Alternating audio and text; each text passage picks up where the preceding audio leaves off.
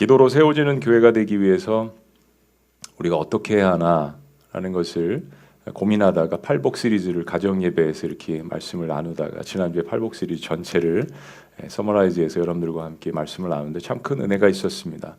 근데 공교롭게도 산상수훈에 이 말씀이 같이 담겨져 있고 팔복은 산상수훈의 핵심이고 예수님 말씀의 가장 중요한 핵심이고 거기에 이 주기도문이 또 들어가 있습니다. 이것은 우연이 아니라고 생각합니다. 하나님께서 우리에게 주시는 귀한 말씀이라고 생각합니다. 오늘 본문 말씀이 6장 9절에서 13절 말씀인데 이미 여러분들 앞으로는 대표 기자가 기도를 하시고 그 다음에 다 같이 주기도문을 하나님 앞에 고백하는 것 참 좋은 것 같습니다. 다시 한번 말씀을 보겠습니다. 6장 9절부터 13절인데요. 다 외우시니까요. 그러므로 시작. 그러므로 너희는 이렇게 기도하라. 하늘에 계신 우리 아버지여 이름이 거룩히 여김을 받으시오며 나라의 임하옵시며 뜻이 하늘에서 이루어진 것 같이 땅에서도 이루어지리라. 오늘 우리에게 일용할 양식을 주옵시고 우리가 우리에게 죄 지은 자를 사하여 준 것 같이 우리 죄를 사하여 주옵시고 우리를 시험에 들게 하지 마옵시고 다만 악에서 구하옵소서. 대개 나라와 권세와 영광이 아버지께 영원히 있사옵나이다. 아멘. 우리 예전에 이제 외웠던 것들 때문에 저도 이제 지금 바뀐 성경은 좀 다르고 우리 옛날에 대개 그랬죠. 대개 큰 개. 우리 젊은 분들은 잘 모르실 겁니다. 대개가 앞에 들어가 있어요. 대개 나라와 영광이 뭐 이렇게 돼 있었죠. 내용이 중요합니다. 우리가 예배를 드리고 있는데 세상에 있는 사람들은 예배를 할까요? 세상에 있는 사람들도 예배합니다. 세상에 있는 사람들은 기도할까요? 기도합니다. 불신자도 기도합니다. 막막한 상황, 누구도 의지할 수 없는 상황, 버려진 상황, 간절한 상황 가운데서는 어떤 사람도 기도 안 하는 사람은 없습니다. 소원을 올리고 무엇이라도 지푸라기라도 붙잡고 싶은 심정이 있는 거죠. 근데 대상이 중요합니다. 과연 누구에게 기도하는가? 무엇을 기도하는가? 어떻게 기도하는가? 세상에 있는 모든 인류는 역사상 나름대로 예배가 있었고 또 시를 섬겼고 그리고 기도를 했습니다. 오늘 본문 말씀과 동일한 누가복음 11장에 보면 하루는 예수님께서 한 곳에 가서 기도를 하셨습니다. 제자들이 졸졸 따라다니다가 그 모습을 유심히 지켜보다가 밤만 되면 사라지시고 새벽만 되면 일찍 일어나셔서 기도를 하시는 거예요. 제자가 질문했습니다. 한 제자가 누가일 수도 있고요. 아니면 전에 침례 요한의 제자였던 사람도 있고요. 그런 이야기를 합니다. 침례 요한은 우리에게 기도를 가르쳐 줬는데 주님께서 우리에게 기도를 좀 가르쳐 주세요. 예수님에게 기도를 배우고 싶었던 겁니다. 주여 우리에게 기도를 가르쳐 주옵소서. 한번 따라해 보죠. 주여 나에게 기도를 가르쳐 주옵소서. 여러분 전통적으로 유대인들은 율법을 따라서 기도했습니다. 기도 시스템이 막강했습니다. 굉장히 오랫동안 유대인들은 야훼 하나님을 섬기면서 기도를 했습니다. 형식도 다양했고요. 예수님 당시의 유대인들은 아침과 점심, 저녁에 기도를 했는데 아침 9시, 점심 12시, 그리고 오후 3시에 기도를 했습니다. 그리고 아침, 저녁으로 신명기 말씀 쉐마를 가지고 기도를 했습니다. 성경도 암송을 하고 기도하면 유대인들이죠. 종교심하면 유대인들입니다. 시편 말씀을 중심으로 기도를 했습니다. 얼마나 좋은 리소스들이 많았는지 몰라요. 포로기를 거치면서 기도가 여러 형태로 변화되긴 했지만 이 기도의 내용만큼은 변화되지 않았습니다. 정말 거의 하루 종일 기도하는 유대인들이 많았습니다. 그런데 예수님의 제자들은 예수님을 만나고 예수님께서 보여주시는 기도의 모범을 보면서 그들 스스로가 뭔가 기도가 잘못되어 있다는 것을 마음 가운데 깨닫기 시작했습니다. 예를 들면 유대인 남자들은 죄송하지만 말씀 들어보면 유대인 남자들은 아침에 딱 일어나면 3가지의 감사 기도를 드립니다. 근데 기도의 내용이 이렇습니다. 첫째는 이방인이 아닌 유대인으로 태어나서 감사합니다. 두 번째는 여자가 아닌 남자로 태어나서 감사합니다. 하시면 안 되죠. 셋째는 노예가 아니라 자유인으로 태어나서 감사합니다. 감사는 맞는데 이런 식의 감사는 이건 감사가 아니라 교만이고 자랑이죠.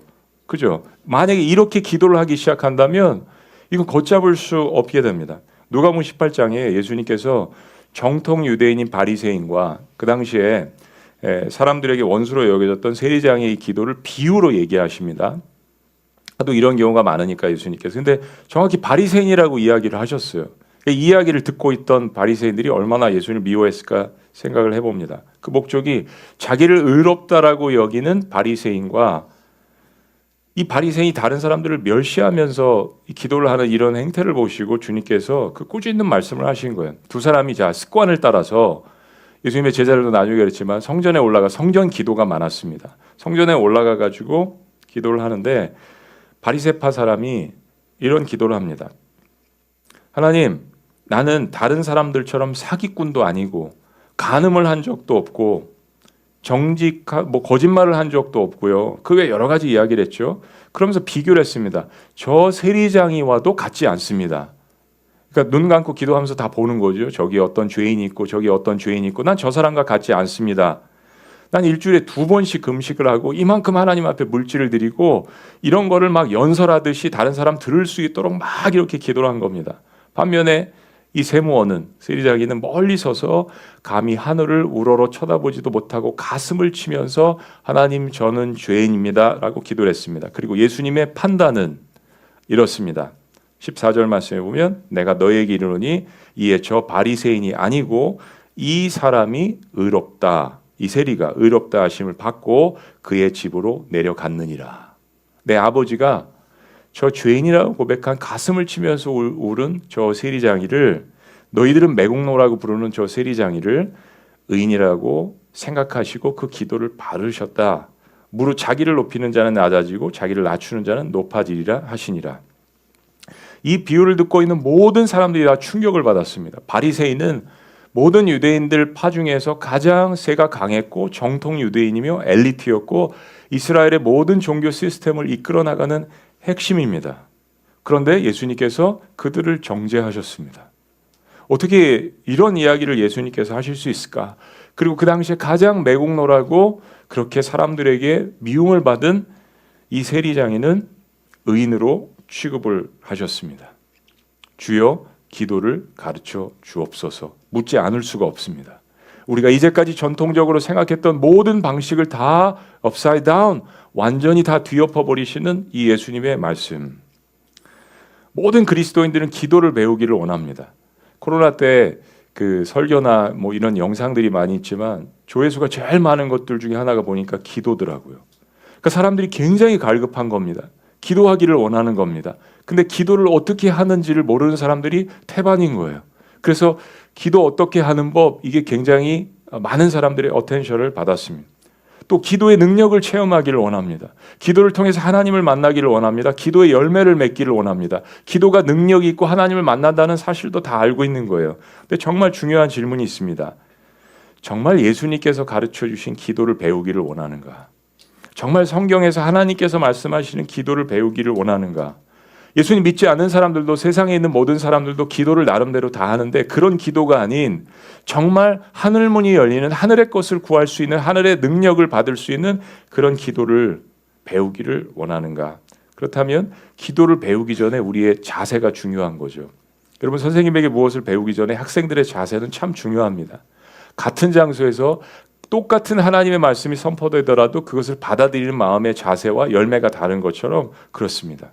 주님 우리에게 기도를 가르쳐 주옵소서. 그렇다면 이 주기도문으로 들어가기 전에 먼저 이 기도를 가르쳐 달라고 하는 제자들의 마음의 자세가 중요하다는 것을 저희들이 한번 염두에 두고 우리도 그런 마음의 상태로 이 말씀을 보기를 원합니다.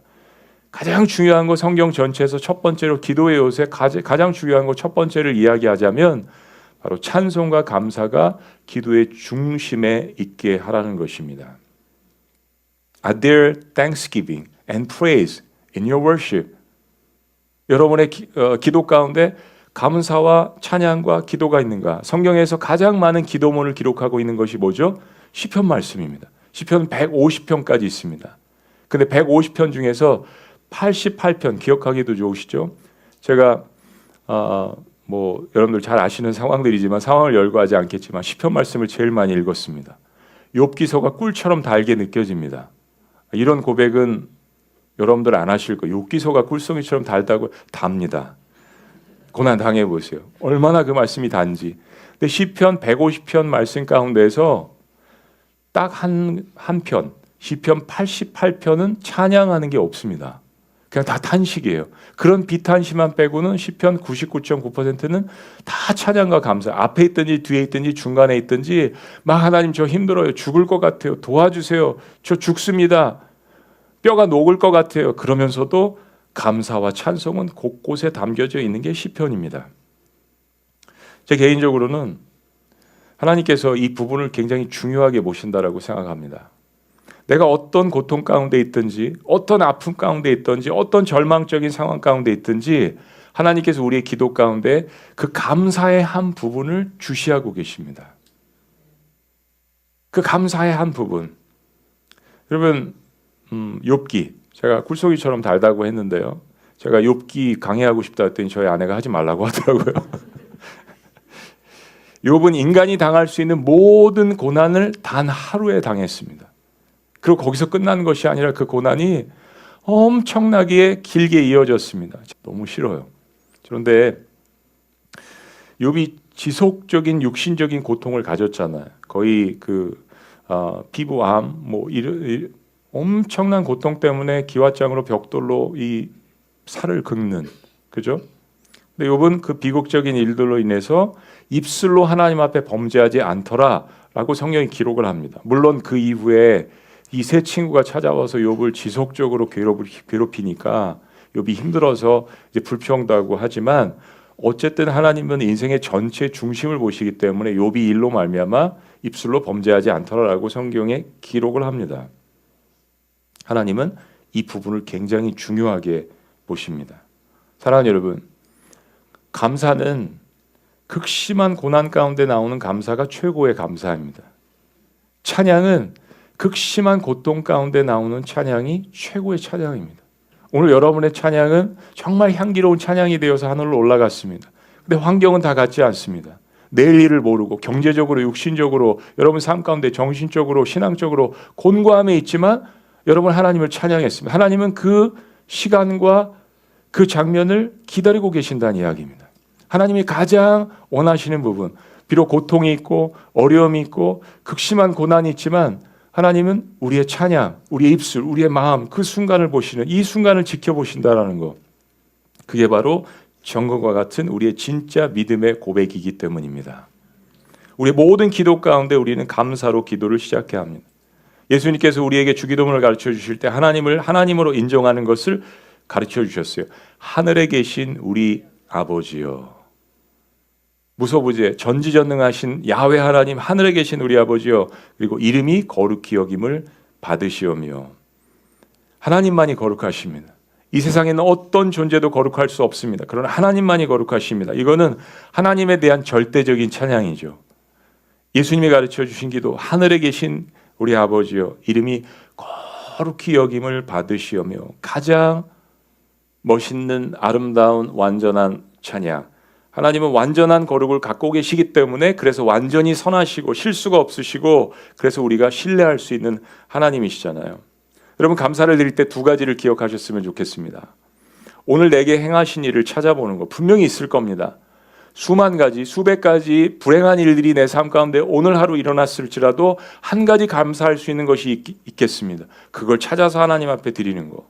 또 한 가지는 도저히 감사할 수 있는 환경이 아니기 때문에 내가 하나님 앞에 드릴 감사가 오늘 없다. 그럴 때에는 이제까지 내가 배웠던 하나님의 성품을 기억하며 찬양하는 겁니다. 그분은 거룩하셔. 그분은 완전하셔. 어쨌든 그분은 공의를 베푸셔. 어쨌든 그분은 은혜로우셔. 사랑이 많으셔. 어쨌든 그분은 구원을 베푸시는 분이야. 그분은 성실하셔. 내 믿음이 떨어질지라도 하나님의 성품을 기억하고 감사와 찬양을 올려드리는 거, 하나님은 그 순간을 지켜보십니다. 어떻게 여러분과 저의 인생이 모든 인생이 하나님 앞에서 완전하고 모든 인생이 선하고 모든 인생이 하나님 앞에 아름다울 수 있겠습니까? 절대 그렇지 않습니다. 근데 하나님은 다윗의 고백, 욥의 고백, 사울의 고백, 바울의 고백, 하나님은 그 한 순간 중요한 순간의 고백을 기다리십니다. 특별히 여러분이 고난 가운데 있을 때요. 자, 이름이 거룩히 여김을 받으시오며. 이제 앞으로 여러분들과 이 뜻을 깊숙이 함께 나눌 것입니다. 두 번째, 기도를 배울 때 우리의 자세는 나의 연약함을 고백하는 회개의 기도를 드리라는 것입니다. 기도할 때 우리의 분명한 자세는 하나님이 거룩하신 분이라는 것을 기억하는 거죠. 그러면 세리의 기도처럼 나는 죄인입니다라는 고백이 나올 수밖에 없는 것입니다. 왜 찬양하면서 눈물이 나고 왜 기도하면서 눈물이 날까요? 왜 말씀을 볼 때 눈물이 날 수밖에 없을까요? 마태복음 6장 12절을 이렇게 이야기합니다. 우리가 우리에게 죄 지은 자를 사하여 준 것 같이 우리 죄를 사하여 주옵시고. 분명히 예수님의 기도 가운데는 우리의 죄를 다루는 부분이 있습니다. 하나님은 거룩하시고 나는 죄인인데 우리의 죄를 사하여 주옵소서. 나중에 이 부분도 깊이 다루겠지만 모든 기도 속에 하나님 앞에 나의 부족한 부분을 드러내는 거, 연약한 부분을 드러내는 거. 저는 늘 이런 비유를 합니다.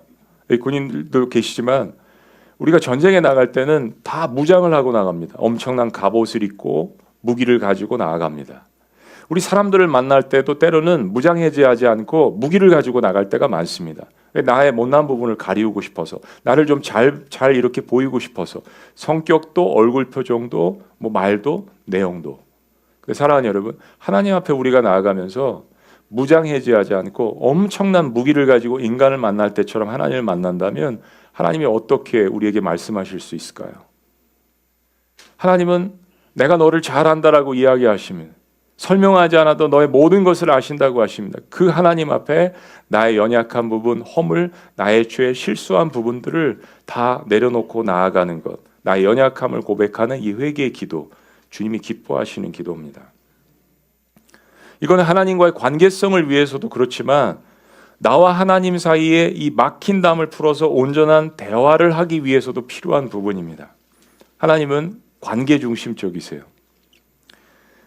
신비한 것은 자신을 의인이라고 고백한 마음으로 나아가는 사람의 기도는 듣지 아니하시는데 자신을 죄인이라고 가슴을 치며 기도하는 이 기도를 들으시는 분이 하나님의 성품이라는 것입니다. 이 하나님의 본체라는 것입니다. 기도를 배우시려면 반드시 이 부분을 마스터해야 합니다.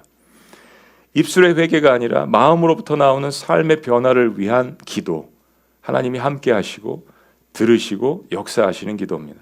우리가 넘어졌을 때라도 다시 하나님의 얼굴을 구하고 우리의 죄를 고백하면 하늘에서 들으시고 우리의 죄를 사해 주신다고 약속하셨습니다. 회개는 그리스도인의 능력입니다. 세 번째, 우리의 자세는요, 우리의 필요를 하나님 앞에 간구하는 것입니다. 마침내 기도 가운데 우리의 간구를 올려드립니다. 모든 하늘의 것만 우리가 구하는 건 아니죠. 우리의 삶에 필요한 부분들을 하나님 앞에 올려드립니다. 기도에는 나의 필요도 있을 것이고 오늘 예배를 위해서 중보 기도해 주신 분들이 참 많은데 모든 분들이 그러시죠. 또 하나님 나라를 위한 기도도 있을 것입니다. 선교를 위한 기도도 있을 것입니다.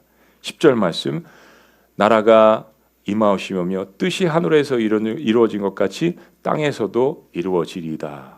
최고의 기도죠. 멋있는 기도입니다. 예수님은 하나님의 뜻이 이 땅에서도 이루어지는 기도를 드려야 한다라고 가르쳐 주십니다. 기도 가운데 가장 중요한 부분 중에 하나죠. 여러분, 우리의 기도가 막 이렇게 깊어지면서 우리는 하나님께서 우리의 삶에 혹은 우리의 공동체에 우리의 민족에 어떤 뜻을 갖고 계신지를 깨닫게 됩니다. 요즘처럼 우리 나라를 위해서 많이 기도하는 적이 없는 것 같습니다. 왜 아니겠습니까? 기도해야 될 때이잖아요. 그런데 기도하는 가운데 하나님의 뜻을 발견합니다. 나를 향하신, 공동체를 향하신, 우리 민족을 향하신, 그리고 하나님의 뜻을 알아서 그 하늘의 뜻이 이 땅에서 이루어질 수 있도록 기도하는 거. 하나님 아버지의 마음을 깨달아 기도하는 거. 그런데 또 한 가지 간구는 바로 우리의 하루하루의 필요를 위한 간구입니다. 우리가 좋아하는 말씀이죠. 11절. 옛날에는 이제 오늘날 그랬잖아요. 근데 오늘날이 아니라 이건 daily bread입니다. 오늘, today. 그래서 우리 개역 개정이 이제 바꿨죠. 오늘, today, right now. 하나님, 나에게 일용할 양식을 주세요. 이 기도가 필요하다는 것을 예수님이 가르쳐 주십니다. 13절도 그렇게 포함되어 우리를 시험에 들게 하지 마옵시고 다만 악에서 구하옵소서. 영적인 protection, spiritual protection, 이거를 하나님 앞에 구하는 거죠. 근데 예수님은 또 마태복음 말씀에 하나님 아버지께서 우리에게 필요한 것들을 너희 천부께서 다 아신다고 하셨어요. 근데 다 아신다고 하면 왜 우리가 하나님 앞에서 구구절절히 우리의 필요를 먹을 것까지 막 이렇게 기도를 해야 되죠? 경제적인 것도 기도하고 우리의 자녀들 또 내 삶, 내일을 위한 것들 왜 우리가 기도를 해야 되죠? 예수님께서 이 부분을 가르쳐 주신 것은 우리에게 무엇이 필요한지 하나님께서 모르시기 때문에 우리의 필요를 이야기하라고 하는 것이 아닙니다. 저는 자녀들과의 관계 속에서도 이 부분을 발견하게 됩니다. 부모로서 이렇게 보면 자녀들의 필요를 압니다. 근데 자녀가 그것을 아빠나 엄마 앞에 와서 벌벌하게 이야기를 할 때 관계성이 더 형성이 되잖아요. 성경은 구약부터 신약에 이르기까지 하나님 앞에서 우리의 간구를 구체적으로 아뢰라는 말씀을 굉장히 많이 하십니다. 굉장히 반복해서 이야기하십니다. 이 부분은 변함이 없습니다. 그 이유는 하나님께서 우리의 상황을 모르시기 때문이 아니라 그 모든 상황에 키를 갖고 계신 분이 하나님이라는 그 사실을 우리가 기도하는 가운데 우리의 필요를 알리는 가운데 결국 우리 스스로 깨닫게 되는 것입니다. 아하, 나의 모든 필요를 하나님께서 이미 아시는데 이 모든 상황에 열쇠를 갖고 계신 분이 하나님이시구나. 우리의 필요에 대한 간구는 오직 하나님만이 우리의 구원자여 공급자시오라는 것에 대한 믿음을 보여드리는 겁니다. 사랑하는 여러분, 기도의 핵심 가운데 하나는 믿음에 대한 테스트입니다. 그 순간이 옵니다. 기도를 하지만 내가 정말 이것을 믿는가? 내가 정말 살아계신 하나님의 능력을 믿는가? 기도의 핵심, 훈련이고 테스트입니다. 기도하지 않고도 오늘 밥을 먹을 수 있지만 기도하면 그것을 주시는 분이 하나님이라는 사실을 깨닫고 고백하는 것입니다. 그래서 주님 앞에 하나님, 오늘 나에게 필요할 양식을 주옵소서. 오늘 나에게 살아갈 힘을 주시옵소서. 오늘 나를 모든 어둠의 권세에서 보호하여 주시옵소서. 기뻐하시는 기도입니다. 내일도 아침에 일어나는 것, 내일 아침에 눈을 뜰 수 있을까? 눈을 뜨는 것, 내일 걸어갈 수 있을까? 내일 버스를 탈 수 있는 힘이 있을까? 일용할 양식을 먹을 수 있는 것이 기적이라는 이 사실을 깨닫는 사람은 기도하는 사람뿐입니다. 고난 가운데 저는 그런 것을 많이 깨닫게 됐습니다. 얼마나 많은 분들이 같이 함께 울면서 기도해 주시는지 깨닫습니다. 이름도 알 수 없고 오늘 처음 만난 분들도 많이 있지만 그런데 영적으로 교감할 수 있는 것, 기도하는 사람은 알게 되는 것입니다. 야고보서 기자는 이렇게 이야기합니다. 너희가 얻지 못하면 구하지 아니하기 때문이요. 구해야 합니다. 두드려야 합니다. 할렐루야. 마지막 네 번째, 우리가 주기도문을 배우면서 우리가 가져야 할 자세는, 기도하는 궁극적인 우리의 자세는 순종할 마음이 있느냐 하는 것입니다. 마태복음 26장 39절에 보면 이런 말씀이 있습니다. 예수님 마지막 때에 조금 나아가사 얼굴을 땅에 대시고 엎드려 기도하여 이르시되 내 아버지여, 만일 할만하시거든 이 잔을 내게서 지나가게 하옵소서. 이 극심한 육신적인 고통 더불어서 더 큰 것은 인류의 모든 그 무거운 죄를 십자가에서 짊어지고 가고 계시는 그 고통당하시는 하나님의 아들의 모습을 보여주는 거죠. 근데 마지막에 나의 원대로 마옵시고 아버지의 원대로 하옵소서. 이 부분입니다. 나의 원대로 마옵시고 아버지의 원대로 하옵소서. 이 예수님의 이 고백은 두고두고 우리의 가슴에, 기도를 배우는 우리의 가슴에 새겨두어야 하는 기도입니다. 상황적 절박함에 대한 구원에 대한 기도, 그리고 하나님의 뜻을 구하는 이 기도 사이에 또 다른 고통이 있습니다. 우리도 그럴 때가 있습니다. 하나님, 저는 이거 원하는데 하나님의 뜻은 여기 있는 것을 발견할 때 그 사이에서 오는 우리의 번민과 고통이 있습니다. 근데 하나님의 아들도 이 땅에 오셔서 그걸 보여주십니다.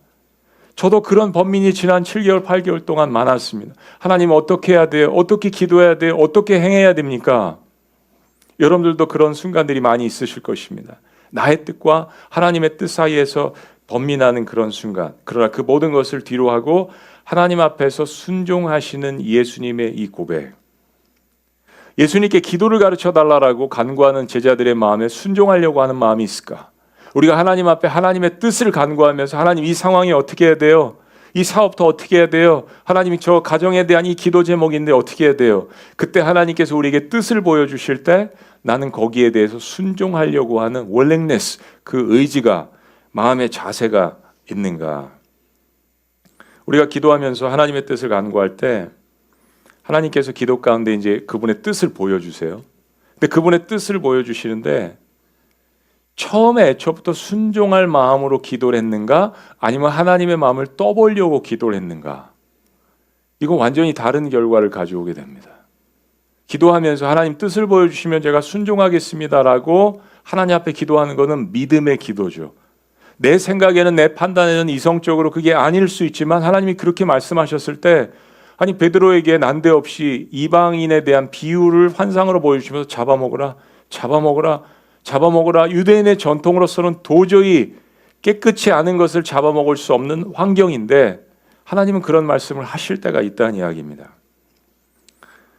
오늘 말씀의 결론입니다. 예수님께서 가르쳐 주시는 기도의 첫 문장은 이렇게 시작합니다. 어떻게 해요? 하늘에 계신 우리 아버지요, Our Heavenly Father. 전능하시고 천지를 창조하시고 무엇이든지 원하는 것을 하실 수 있는 지존하신 하늘에 계신 하나님, 그러나 사랑하는 여러분, 오늘 마지막 말씀으로 주기도문 가운데 저와 여러분의 가슴에 깊이 새겨야 될 예수님께서 말씀하신 그 한마디는 바로 이것입니다. 어떤 다른 것이 아닌 우리 아버지, 우리 아버지라고 부르라고 가르쳐 주셨습니다. 이건 유대인들에게 충격이었습니다. 야훼 하나님, 도저히 다가갈 수 없는 전능하신 하나님, 온 우주의 역사를 다스리시는 하나님을 예수님은 나의 아버지라고 부르라고 하셨습니다. 내가 우리 아버지를 나의 아버지라고 부르는 것처럼 너희도 그 하나님을, 야훼 하나님을 아버지라고 부르라고 가르쳐 주신 말씀. 우리 아버지에 대한 좋은 추억이 있을 수도 있고요, 부모님에 대한 좋지 않은 추억도 있을 수 있습니다. 사실 우리가 신앙생활할 때 부모님에 대한 좋지 않은 추억을 반영을 해서 하나님을 볼 때 그렇게 보는 사람들도 있습니다. 너무 아버지가 근엄하시고 아버지와 대화도 잘 못하고 하나님 앞에 어프로치할 때 그 아버지에 대한 모습 때문에 하나님을 그 한쪽 면으로만 그렇게 볼 수도 있습니다. 하나님은 영적인 아버지로서 우리에게 그분의 인자하심과 그분의 사랑과 은혜를 보여주시기를 원하시는 거예요. 예수님은 우리의 그 마음을 아십니다. 그래서 가르쳐 주시는 겁니다. 나의 아버지, 우리의 아버지. 우리 성경 통독하시지만 구약성경 출애굽기 19장 어제 본 말씀이죠. 이집트를 탈출한 이스라엘 백성들이 3개월이 되었습니다. 그래서 르비딤을 떠나서 시내 산 광야에 장막을 쳤습니다. 하나님께서 모세를 부르십니다. 모세야, 모세야, 일로 와. 늘 모세는 하나님과 친근하게 대화를 했죠. 근데 하나님께서 모세에게 이스라엘 백성들이 주신 언약에 순종하면, 잘 순종하면 너희는 나의 제사장 나라가 되고 그리고 거룩한 백성이 되는 거야 라고 축복을 주셨습니다. 그리고 두 번째로 또 하나님께서 모세를 만나셔서 하신 말씀이 뭐냐면 이스라엘 백성들에게 성결 의식을 하라고 하셨습니다. 오늘 여기 오실 때 여러분 세수 안 하신 분 없으시죠? 치아 안 닦으신 분 없을 겁니다. 특별히 우리 한국 그리스도인들은 주일날 목욕 재개하고 또 화장하고 또 기도하고 좋은 모습으로 좋은 마음으로 예배 참여하십니다. 하나님께서 이스라엘 백성들에게 내가 이스라엘 백성들을 대면할 거야. 그러니까 성결의식, 목욕하고 깨끗한 마음으로 몸과 마음을 가다듬고 나를 만나리라 라고 이야기하시면서 출애굽기 19장 12절에 이런 무서운 경고를 하십니다. 12절에 너는 백성을 위하여 주의의 경계를 정하고, 그러니까 하나님과 백성 사이에 라인을 만들어서 여긴 넘어오면 안 된다라는 거. This is my territory. 여긴 거룩한 곳이야. 처음에 하나님께서 모세를 부르실 때 그랬잖아. 내가 선 곳은 거룩한 땅이다. 그런데 이스라엘 백성들에게는 너희는 산과 산에 오르거나 그 경계를 침범하지 말지니 산을 침범하는 자는 반드시 죽임을 당할 것임이라. 하나님의 굉장히 무서운 엄중한 하나님의 또 한 부분에 죄와 함께 타협하실 수 없는 거룩하신 하나님의 그 엄청난 그걸 보여주시는 거죠. 13절 말씀은 더합니다. 그런 자에게는 손을 대지 말고 돌로 쳐 죽이거나 화살로 쏘아 죽여야 하리니 짐승이나 사람을 막론하고, 짐승도 마찬가지며 살아남지 못하리라 하고 나팔을 길게 불거든 산 앞에 이를 것이니라 하고, 하나님의 경계를 침범하는 자는 죽을 것이라는 엄중한 경고의 말씀입니다. 왜요? 하나님은 거룩하신 분이니까. 하나님은 거룩하신 분이니까. 그러나 신약에 와서 예수님께서 가르쳐 주신 기도는 그렇게 거룩하신 하늘에 계신 전능하신 하나님을 나의 아버지라고 부르라고 가르쳐 주신 것입니다. 왜냐하면 이제 예수님께서 십자가에 돌아가셔서 하나님과 우리 사이의 모든 막힌 담을 허물어 주시고 우리가 하나님을 아버지라고 부를 수 있고 사랑한다라고 고백할 수 있고 그분을 포용할 수 있고 그분에게 마음껏 다가갈 수 있도록 성소와 지성소의 그 모든 막힌 휘장을 주의 육신의 몸으로 피를 흘리시며 다 제거하시기 때문에 이제 나의 아버지야 우리의 아버지야 라고 부를 수 있는 특권을 주신 것입니다. 구약에 있는 백성들은 주님이 주신 그 말씀과 율법을 잘 지키며 하나님 앞에 다가갔고 우리는 그 모든 율법을 완성하신 예수 그리스도의 이름으로 하나님 앞에 다가갈 수 있는 것. 사랑하는 여러분, 하늘에 계신 하나님을 나의 아버지로 모시고 계십니까? 그리고 기도할 때마다 고난 가운데 있을 때마다 고통 가운데 있을 때마다 아버지 하면서 부르짖고 계십니까? 그분은 그 기도를 어떤 때보다도 분명하게 뚜렷하게 듣고 계십니다. 이것이 우리가 예수님께서 가르쳐 주신 기도에서 배워야 할 첫 번째입니다. 하나님은 나의 영적 아버지십니다. 그 아버지에 대한 오늘 배운 감사, 그 아버지와 나가면서 관계 때문에 하나님 죄송해요, 잘못했습니다, 회개, 그리고 나의 일용할 양식을 간구하는 간구, 그리고 하늘의 것을 구하는 간구, 그리고 마지막에 주님이 뜻을 보여주실 때 거기에 순종하는 나의 모습. 어떻게 하나님께서 이런 백성을 이뻐하지 않으실 수 있겠습니까? 내가 지난 30년, 40년 동안 평생에 이루려고 애쓴 그것보다 오늘 하루 하나님을 만나면서 하는 그 기도를 통하여서 30년, 40년이 아니라 50년 이상의 인생보다 훨씬 더 큰 역사를 하실 수 있는 분이 나의 아버지, 하나님이시라는 이 사실이 저와 여러분들에게 엄청난 위로와 축복과 격려가 되시기를 주의 이름으로 축원합니다. 예수님은 사역이 바쁘시더라도 한적한 곳에 가셔서 하나님 아버지와 교제하는 시간을 보내셨습니다. 사역의 최고의 우선순위가 기도셨다라는 거죠. 저의 사역이 열매를 잘 맺을 때는 기도가 뒷받침되었습니다. 저의 기도든지 가족의 기도든지 성도님들의 기도든지 사역이 없을 때 뒤돌아보면 어김없이 그 자리에 기도가 없었습니다. 혹은 부족했습니다. 기도는 하늘문을 열어주시고 부어주시는 놀라운 축복을 경험하게 되는 것입니다. 나의 아버지, 기도하시겠습니다.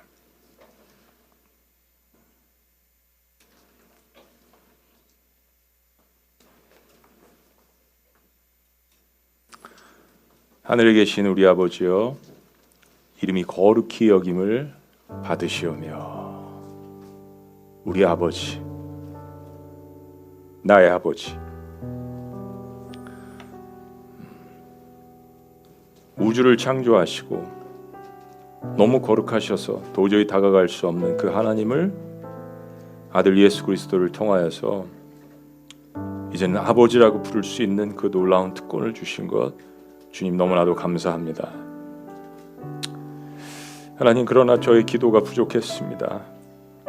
게을렀습니다. 또 연약했습니다.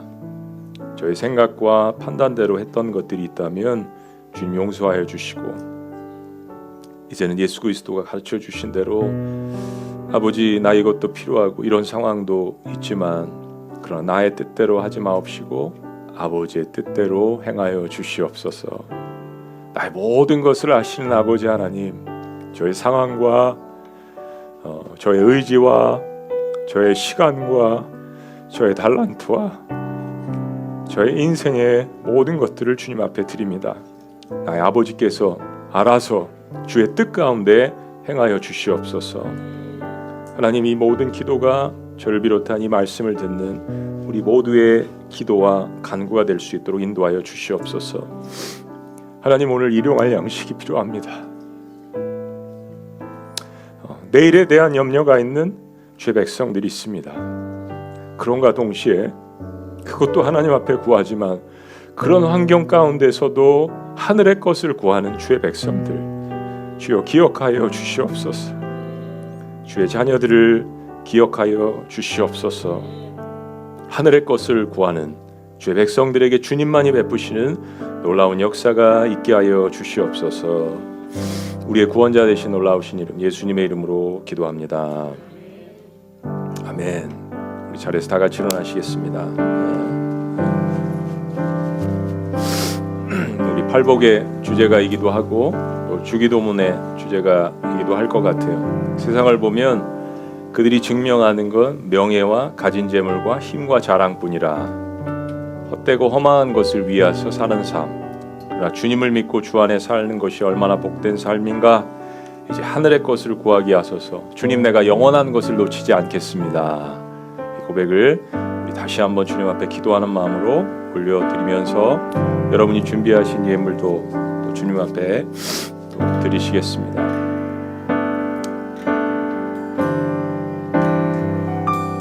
세상을 보니 그들이 증명하는 것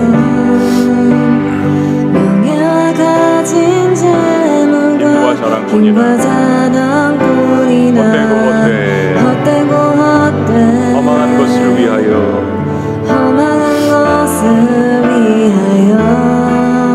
가장 귀한 주를 부인함이라. 주님을 믿고 주 안에 살아가는 것. 주님을 믿고 주 안에 살아가는 것 얼마나 복된 일인지 증량할 수 없으니 주님을 알고 그 안에 살아가는 것 가장 귀한 주를 경험함이라. 가장 귀한 주를 경험함이라. 고백합니다. 하늘의 것을 구하게 하소서. 영원한 것을 놓치지 않으리. 주님의 말씀 내 삶의 능력 되시니 나 주를 힘입어 그의 뜻 이루리. 그의 뜻 내가 속한 것 거룩해 하소서. 주님의 마음 놓치지 않겠습니다.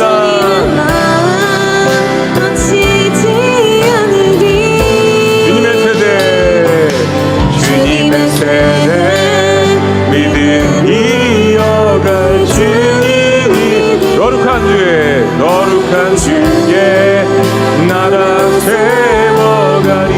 주님을 믿고 주 안에 살아가는 것 믿고 주 안에 살아가는 것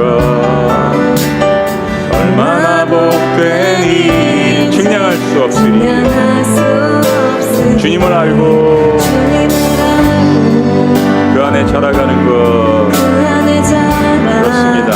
가장 귀한 주를 경험합니다. 가장 귀한 주를 경험합니다. 고백합니다. 하늘의 것을 주여 하늘의 것을 구하게 하소서. 영원한 것을 놓치지 않으리. 주님의 말씀 내 삶의 능력 되시니 나 주를 믿고 그의 뜻이 내가 속한 것 거룩해 하소서. 주님의 마음 놓치지 않겠습니다. 주님의 마음 놓치지 않으니. 주님의 세대 믿음 이어가 증인이 되어 거룩한 주의 나라 다시 한번 고백합니다. 하늘의 것을 구하게 하소서. 주여 하늘의 것을 구하게 하소서. 영원한 것을 놓치지 않으리. 주님의 말씀 내 삶의 능력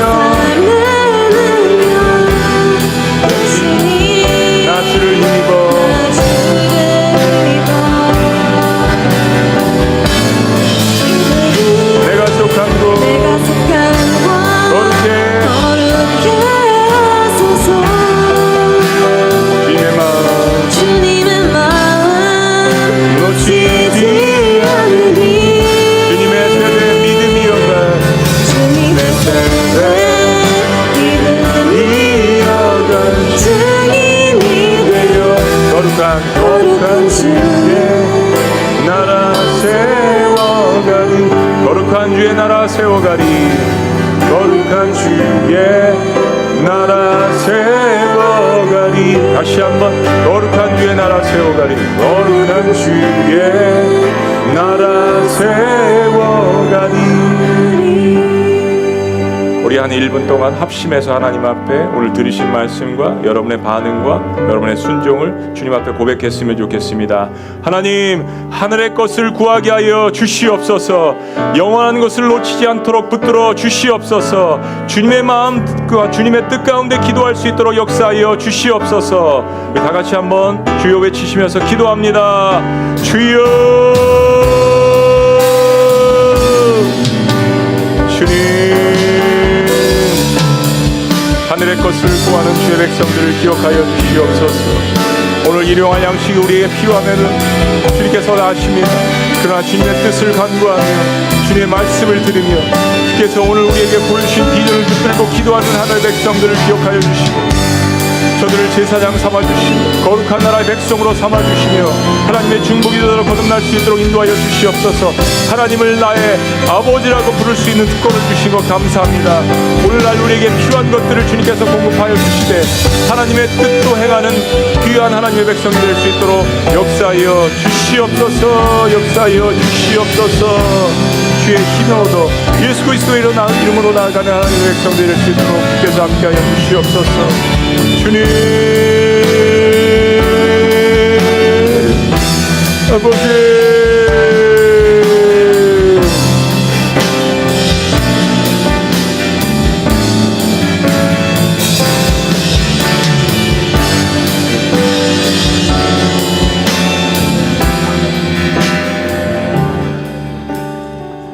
하나님 감사합니다.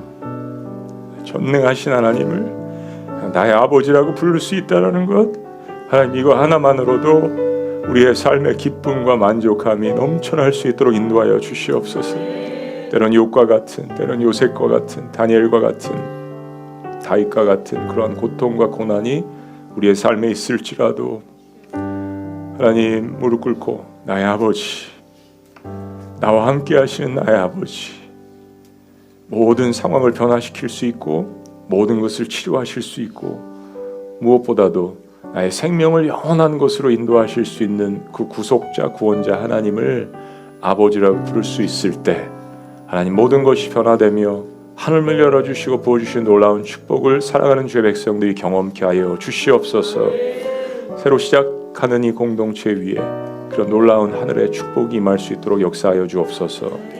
자신의 시간과 달란트와 삶을 드리며 또 물질을 귀하게 주님 앞에 드립니다. 이것이 하나님의 뜻 가운데 하늘의 영광을 위하여 사용되어질 수 있도록 축복하여 주시옵소서.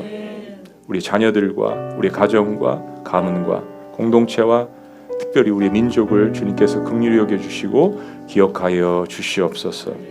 이제는 우리 주 예수 그리스도의 은혜와 하나님 아버지의 극진하신 사랑과 성령님의 감화 교통 역사하심이 오늘 예수님께서 가르쳐 주신 그 주기도문을 대하는 우리의 자세가 순종함으로 감사함으로 기쁨으로 그리고 하나님을 나의 아버지라고 부를 수 있도록 허락해 주신 것에 감사하며 주님 앞에 그렇게 기도하며 나가기를 원하는 주의 모든 백성들의 위대한 고백과 삶 위에 지금 더 영원토록 함께 하시기를 간절히 축원합나이다. 아멘.